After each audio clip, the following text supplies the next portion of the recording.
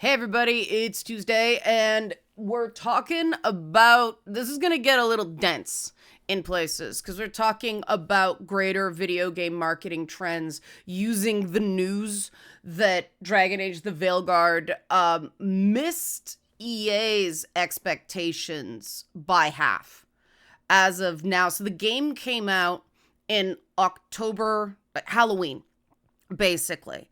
And as of December 31st, it had sold 1.5 million copies. EA expected it to sell 3 million in that time period. And so, of course, the usual suspects quote, "This proves the game is bad." And that's not true. Mid games sell quite well. You know, good games don't necessarily sell that well at first. But there is a wonderful PowerPoint presentation provided online by Matthew Ball. I'll link it in the description box below. It does a great deep dive into what's going on with games right now and the stagnation in the industry. And based on Matthew Ball's work, which basically breaks down the fact that the same 5 franchises on PC average 30% of playtime for 4 years straight. They're Call of Duty, Counter-Strike, Fortnite, League of Legends, and Minecraft. On console, the big 5, 43% of playtime is Call of Duty. What is that one? Oh, FIFA, EAFC, Fortnite, Grand Theft Auto, and NBA. Okay. And, EAFC is an annual title, but even that underperformed this year. And the data that Matthew Ball shows it's stagnated. Basically, games as live services have really, really hurt the industry, and consumer purchasing has fallen, and because, well, people just don't have money. And even with that, that 2023, at least, this was the one that, they managed to get Baldur's Gate 3 in. So, yeah, apparently new games. So the new games, Diablo 4 of that year, Hogwarts Legacy, Baldur's Gate 3, Starfield. Those 4 games were half of the total player hours for new games. It's kind of odd that Baldur's Gate 3 is in there since it's got a 3 in it, but I guess they're treating it like a new thing because the other ones are so old. But the amount of, so they got half the playtime of new games in that year, in 2023. But the amount of time that players spent on new games was just 6.5% of all playtime. The vast majority was always on titles like Fortnite, Grand Theft Auto 5, annual updates, so FC, Call of Duty, older games like Apex Legends and Valorant, and then those are games released in 2019, 2020, 2021, games released in 2022, Elden Ring, God of War, Ragnarok, little sliver there, and then everything released in 2023. So EA knew this when it set its targets for the Veilguard. All right. But EA being EA, right? We expect them to do shenanigans. But I have a more direct comparison for you. So we're going to do the help support this channel. If you like this stuff, help support this channel, become a monthly patron, patreon.com/LeannaK, or buy a one-time Leanna Care session for someone who can use it but can't afford it, coffee.com/LeannaK. And again, I'm not trying to persuade anybody to like the Veilguard just because I did. No game is for everybody. If you didn't like it, that's fine. There are probably plenty of games that you like that I didn't like. The big problem is that the market has so many games, It's in Matthew Ball's data that you can't expect the giant. I mean, I don't even think From Software thought Elden Ring was gonna be as big as it was. That was a huge leap. But let's face it, that was based on the success of Game of Thrones and George R. R. Martin's name. The other interesting thing this data has in it is it uses the Spider-Man franchise to show the drop between installments, correlates with the completion rate of the game. So basically, if people didn't finish the last game, they're not going to play the next one. And that's definitely my experience of the Spider-Man franchise. I had to restart Miles Morales because I didn't finish it, and it took so long to get in there that I forgot how to play, went back, restarted it, never got to Spider-Man 2, right? And I really like those games. It's just so little time, games so big. I mean, my God, Act 3 of Baldur's Gate 3. So let's do a direct comparison with what could have been a reasonable sales target that gives us a sense of whether the Veilguard didn't do that well or if EA's expectations were too high. Because underperformed just means expectation what it actually did. And what we have to determine here is whether EA's expectations were too high or whether the game was actually, just nobody was interested in it. And I haven't even brought up the fact that, BioWare had two clunkers before this, Andromeda and Anthem. And if you liked Andromeda, that's okay. It just, there was a whole thing about it. And there was that whole, it looks bad, which apparently they fixed. I don't know. I got, you guys know, the people who have watched my Veilguard content, I'm not exactly against woke stuff. But when the Krogans in Mass Effect Andromeda started lecturing me on the environment, I checked out. I was not interested in that. That wasn't what I enjoy from Mass Effect. I like the Krogans where a headbutt means hello. So then you have the reality of Veilguard took 10 years to make with 2 false starts. One is a live service game. So it was likely never going to make its money back. The purpose of Veilguard was to give people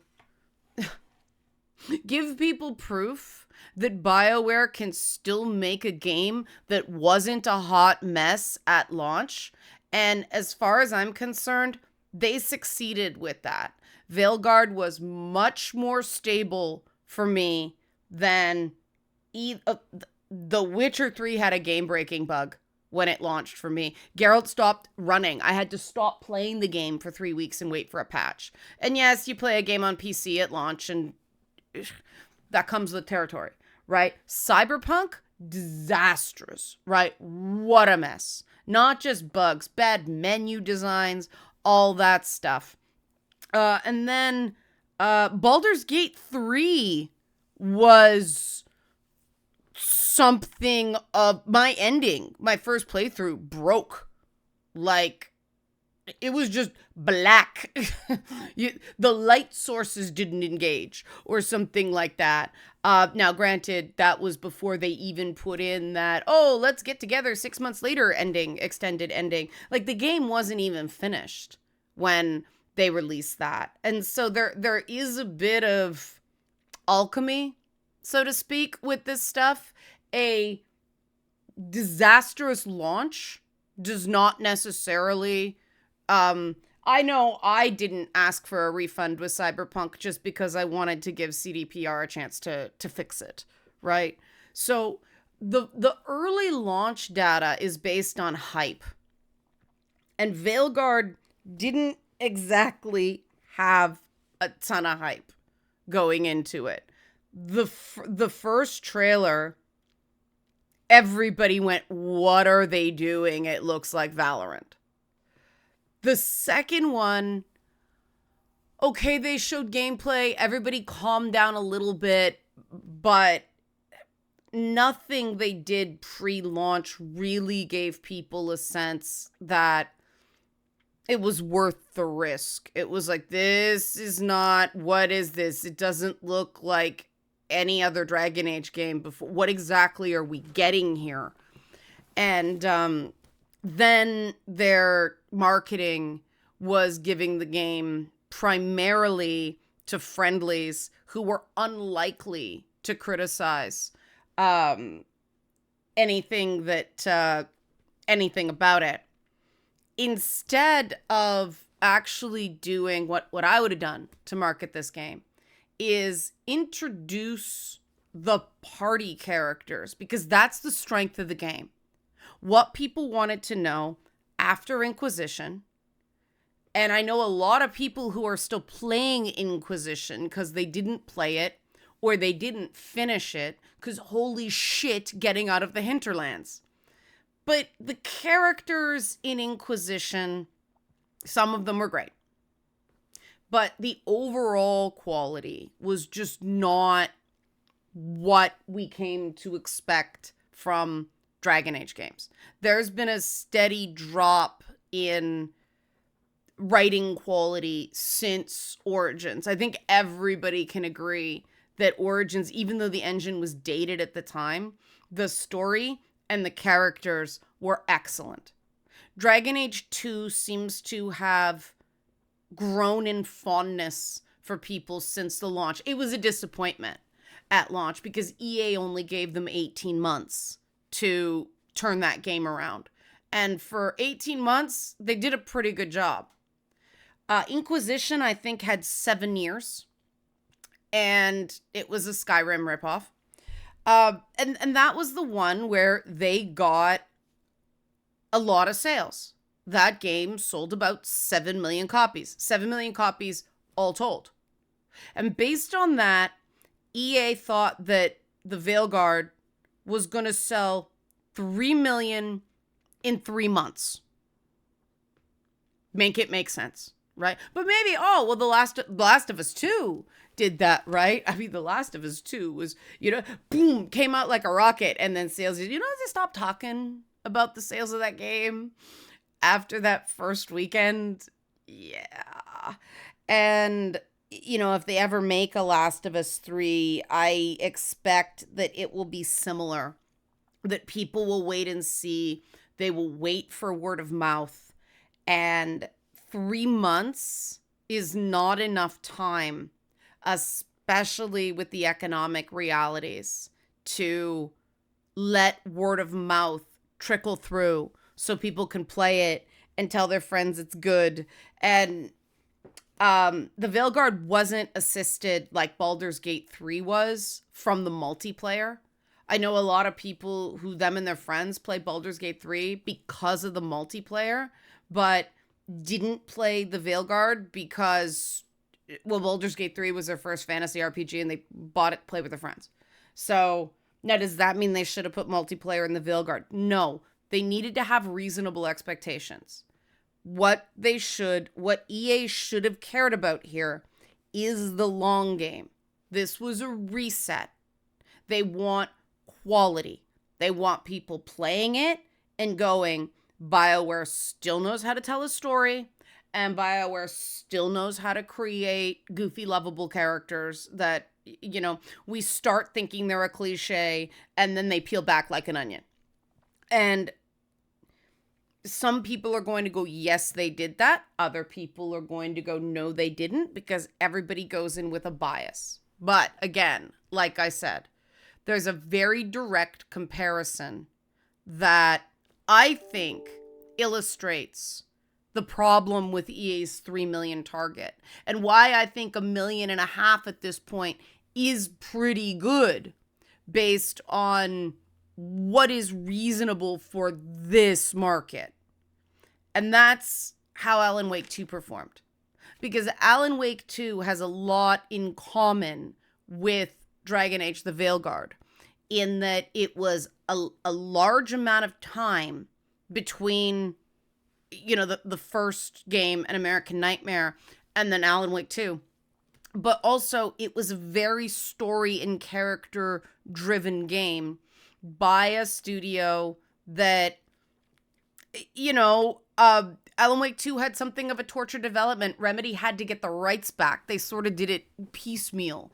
And they had to rethink the game because, God, something like 13 years had passed. So that's a pretty good direct comparison, right? A single-player game with a lot of time, a tortured development. And Alan Wake 2 had a lot of competition. It was up against Spider-Man 2 and Assassin's Creed Mirage. And they went and they did a dance on the Game Awards. And everybody's like, these guys are cool. And I was a big fan of the original Alan Wake. I even liked what they did with American Nightmare, because another franchise that got starved for cash, right? It got derailed, much like Dragon Age 2 did, by Microsoft not giving them enough money to make a proper sequel. And so it took this long. And so what did Alan Wake 2 sell? Well, Alan Wake 2 came out in October of 2023, October 27th, 2023. So around the same time the Veilguard did, coming out October 31st, 2024. Right? Okay, great comparison. Same time of year, right? That pre-holiday launch. Alan Wake 2 has sold 1.8 million copies, and that was as of end of October 2024. So within a year, Alan Wake 2 made 1.8 million units moved, right?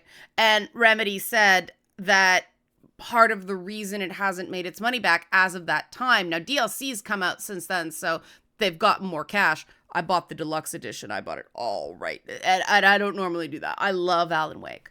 But, they were like, we overspent on the marketing. We busted our budgets on marketing and all that stuff. But the thing about Remedy is that Remedy had come off a string of fairly well-regarded games. At least Control was very well-regarded. People liked Control. They weren't coming off a couple of turkeys like Anthem, right? So, game that was well-received. Next game only makes 1.8 million in sales in a year. And EA thought the Veilguard, which came after Andromeda and Anthem, was going to sell 3 million copies in 3 months. That's not reasonable. And it's really important when you see these headlines that you compare and contrast with this stuff. Because just because a game company sets an internal target doesn't mean that internal target is reasonable. And a lot of games have missed internal targets. Star Wars Outlaws and Suicide Squad are two of the big ones. I don't think you can compare those two games. Star Wars Outlaws was another one that I don't think they marketed that game well at all. It's good with what it is. I don't think people buying it expected to get a hard stealth experience. And I mean, if you're putting stealth in a game with hard fails, then that's gonna limit, the mass appeal of it. And that's not as significant as what's going on at EA, because the perception of BioWare having a third miss, well, that's real bad for BioWare. Though apparently they're just going all in on Mass Effect, the next Mass Effect game right now, which I don't know why. Like, have two teams. Why are you spending all on one game, all on the other game? Like, have a small team developing the next Dragon Age while you're working on Mass Effect, so you don't have these 10-year bloody, yeah. And I mean, it wasn't just the two false starts with Dragon Age. I heard from some sources that Dragon Age developers were getting pulled off to, because Anthem was on fire. And there's a lot of tortured stuff going on at BioWare. And so I think that the way they've presented it as missing internal targets, that's bad, right? That's unequivocally bad PR for the franchise. People don't want to get invested in something that seems like a failure. Now, I will say that it's sort of an all right endpoint, though they do have sort of a cliffhanger at the end, but so did Baldur's Gate 3, and then Larian went, no, we're not doing this anymore. So, even a super successful game, Hasbro pissed him off, and Larian went, nope, we out. Which I actually think is a good move for Larian, because they do what they do, and I'm not sure that what Larian does with the sort of really bleak, leaning towards evil edgelord characters, kind of, tons of bad endings, was a really great fit with the tradition of Baldur's Gate, which, back when they were BioWare games, BioWare likes to do like chaotic good centered stories. So, and Veilguard is very much a chaotic good character. Rook's very, very definitely chaotic good. But there are signs that are positive for the Veilguard as well. One, okay, if Alan Wake sold 1.8 million in a year, 1.5 million in 3 months is really good, right? That being said, Alan Wake planned DLC, and it was fun DLC. It was good. I don't regret buying it, and I don't normally buy DLC. So, yeah, I used to buy DLC, but then they got into the habit of games not being great, like BioShock Infinite, and then giving everybody the experience that they were sort of hoping for in DLC, and I'm like, nope, not paying for DLC when I was disappointed in the main game. I did the same thing with Inquisition. Everybody was like, oh no, Trespasser's so good. I'm like, nope, don't care. Inquisition left me cold. Not giving them any more money. That and EA keeps fucking around with the Origin Store, getting rid of the Origin Store, the EA app. Sorry, we don't recognize your account. Yeah, so my copy of Inquisition's gone because apparently my Origin account got lost. I have Dragon Age 1 and 2 on Steam, back when it was still on Steam. So, that probably left a lot of players going, eh.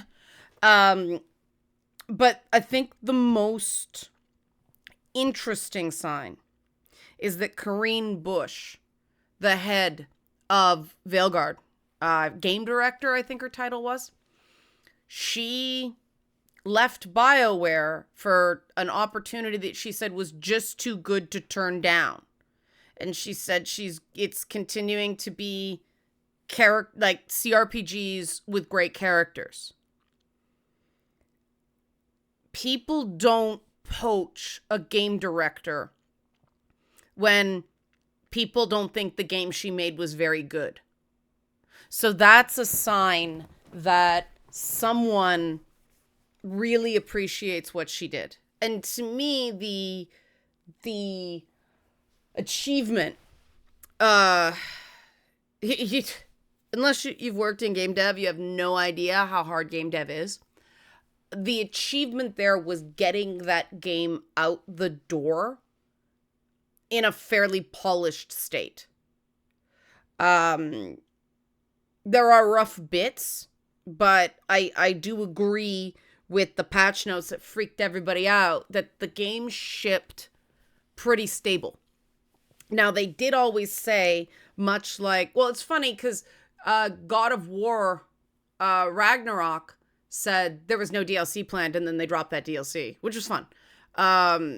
But they always said with the Veilguard that there was no DLC planned. And I do think that's both, I get it, but also it's disappointing because I think the reason they're not doing DLC is because there's too many branching narratives where characters could end up one way or another way. Some characters can die. Some characters can end up in radically different places.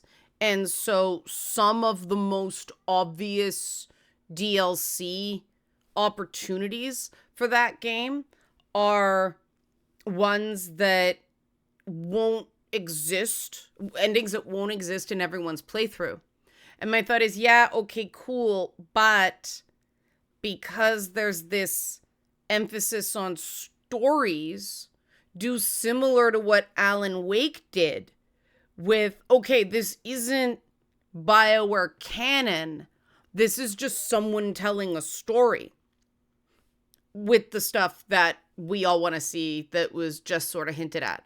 Like Nev solving crimes, Nev solving mysteries in Minrathous, ongoing. You know, okay, that'd be great. Problem is, what state was Minrathous in at the end? You can find a way to work around that, right?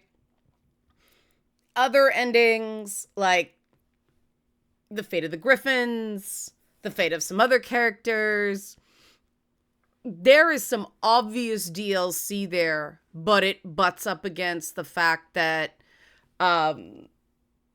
those outcomes don't happen in everyone's playthrough. And on the one hand, that's a real testament to the game, that the endings are so different. But if The Witcher 3 managed to do a DLC, now I think that's within the game. They could have done that too, right? There's a lot of DLC potential. But they might just be in a strategy of, okay, we got it out the door. We're going to cut our losses. We're going to write this down and we're going to move on. And that's their decision to make. I think it's a mistake if there's any hope of continuing the franchise, because one of the things that the DLC does is keeps players connected to the Dragon Age franchise without having to hunt down books and novels and short story collections. Sorry, novels or books, or short story collections and comic books. And that's another problem, is too many people felt like they needed a reading list. And you don't. The game's fine on its own. If you miss something, you can wiki it. But this perception that there's like a study group you have to do before you play the latest installment, I guarantee you has people hesitating. Tevinter Nights, I think, is something you can read after you play Veilguard. But I do think that the fact that the game director got hired somewhere else is an indication that the industry thinks it was a pretty good achievement. And if EA knew anything about marketing, that's what they'd run with, right? They shouldn't have given it such a high internal target. But this has always been the issue between EA and BioWare from the moment that EA acquired BioWare. BioWare was always a studio pre-acquisition that sold about 1 million copies of a game. And that was considered good when they were little isometric RPGs, right? The minute EA acquired them, all of a sudden EA wanted franchises that did like, a minimum 3 to 5 million. And you gotta make different kinds of games for that. So what do I think is next? What do I think? I don't know. EA's too unpredictable, right? It's interesting where I think the Dragon Age setting is going. Pros and cons. One, it's cool what they hinted at the next big existential crisis is, and Dragon Age does need a big existential crisis. The big issues with Dragon Age 2 and Inquisition was something of a lack of stakes. You know, there's gotta be some sort of archdemon type, it's gonna destroy the whole world thing for it to really feel like an epic. And Veilguard had that, even if it was a bit of oh, another archdemon. No, there are two archdemons. Right? But there's also the reality that the game is the franchise is named Dragon Age, and that kind of limited them because there's a whole untapped world and history of Thetis, the Steel Age, the Exalted Age. Every age in Dragon Age is 100 years, named after something that happens around the time of the rollover. And so we're about halfway through, I believe, the 100-year period that is Dragon Age. A lot of shit happens. So there's a bit of a sense of crunch, which, you know, Baldur's Gate 3 was allowed to get away from by just doing a big old time jump between Baldur's Gate 2 and Baldur's Gate 3. So they're boxed in a way, but they could always sort of change the name of, now it's going to be the Necromancy Age or something like that. Whatever. Give it like a 50-year time jump and go into the next era so that you can get new players on.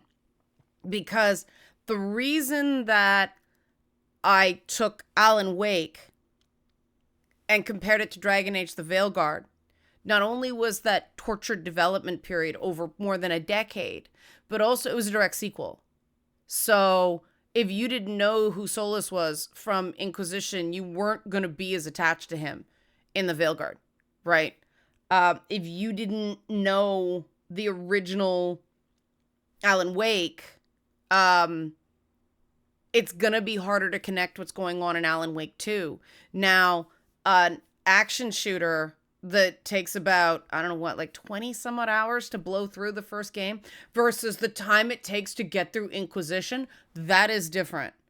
But the fact that people don't like jumping on the second or third installment if they haven't played the first ones, and games take forever to get through, we're getting into the same kind of rut that Xbox just suffocated itself with.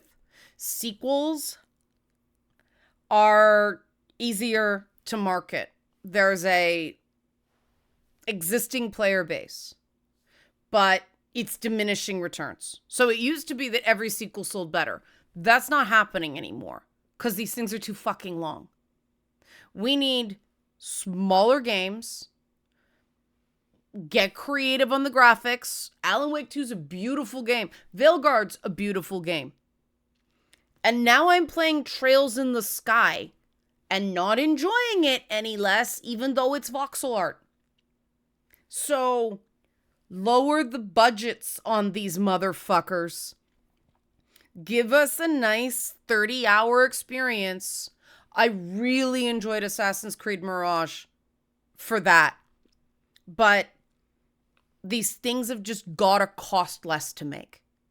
And yeah, a game that takes 10 years to make is not gonna cost less, right? But I doubt EA will listen to me.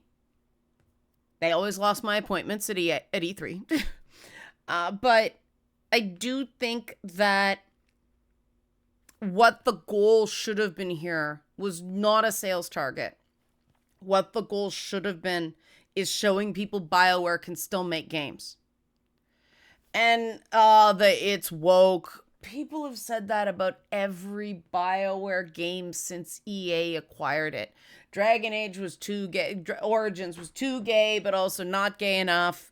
And then Dragon Age 2 was even gayer. And then for some odd reason, people got offended by Desire Demons. I don't know why. And then they totally remade the demons, and you don't even hear about Desire Demons anymore. Now everything is pride, pride, pride, because they're scared of the Desire Demons, and I thought the Desire Demons design was cool.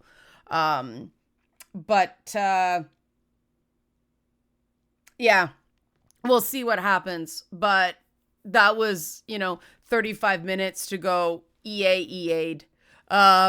But I hoped you found the breakdown of the industry stuff and the compare and contrast, just to give you a sense what these numbers mean and what things are actually selling. And again, please check out, link in the description box. Matthew Ball's excellent, very dense slideshow presentation about the state of video games. Very, very informative. Took a lot of work. If you look at it and your eyes cross, that's okay. You'll pick up a few things, but really, really fascinating stuff. So thanks to him for doing that work. Otherwise, help support this channel. Become a monthly patron, patreon.com/LeannaK, or buy a one-time Leanna Care session for someone who can use it but can't afford it. Coffee.com/LeannaK. Thanks for watching this look at the video game industry. Are we all depressed now? Yay!